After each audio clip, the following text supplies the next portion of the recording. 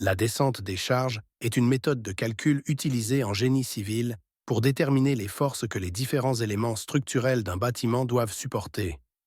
Voici les étapes théoriques pour effectuer cette descente des charges, en prenant comme exemple les planchers et les poteaux de la coupe schématique. Étape 1. Identifier les charges. Charges permanentes, le poids propre des éléments comme le béton des planchers, les cloisons et les finitions, peinture, carrelage, etc. Charges d'exploitation, les charges liées à l'utilisation, meubles, personnes, équipements, etc. Charges climatiques, si applicable, le vent, la neige dans certaines régions, etc. Étape 2. Calculer la charge sur chaque plancher. Rassembler toutes les charges, permanentes plus exploitation, en kilogrammes par mètre carré ou kilonewtons par mètre carré.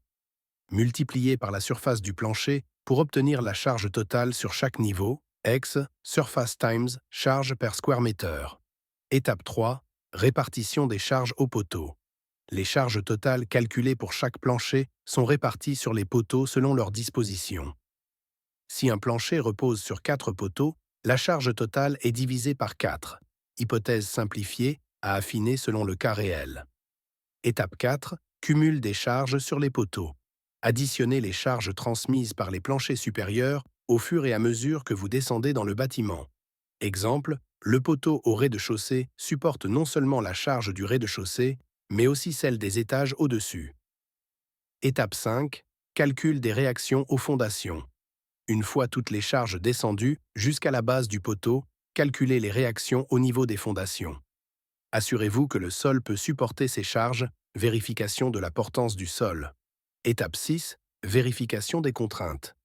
Vérifiez que les matériaux utilisés, béton, acier des armatures, peuvent résister aux contraintes générées par ces charges, compression, flexion, etc. Comparez les charges calculées avec les capacités admissibles des matériaux. Exemple simplifié, pour un plancher de 20 cm d'épaisseur avec un béton dosé à 2500 kg par mètre cube, poids propre, 0,2 m multiplié par 2500 kg par mètre cube égale à 500 kg par mètre carré. Charge d'exploitation égale à 200 kg par mètre carré.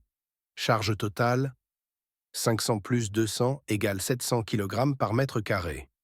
Si la surface du plancher est de 10 mètres sur 5 mètres égale 50 mètres carrés, charge totale égale 700 fois 50 égale 37 kg. Si réparti sur 4 poteaux, chaque poteau recevra 35 085 kg.